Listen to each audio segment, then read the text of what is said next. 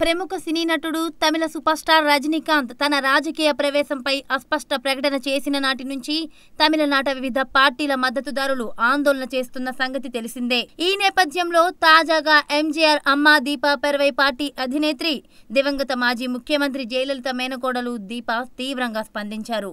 తమిళ సినిమాల ద్వారా కోట్లు గడించిన రజనీ ఇప్పటి వరకు తమిళులకు చేసిన మేలు ఏమైనా ఉందా అని ప్రశ్నించారు. పోనీ ఆయన కావేరీ జల వివాదంపై తన వైఖరి వెల్లడించగలరా అని ఆమె ప్రశ్నించారు. కనీసం తమిళ ఈలంపై ఏవైనా వ్యాఖ్యలు చేయగలరా అని అడిగారు. రజనీ రాజకీయ ప్రవేశాన్ని తమిళ ప్రజలు వ్యతిరేకిస్తున్నారని ఆమె స్పష్టం చేశారు.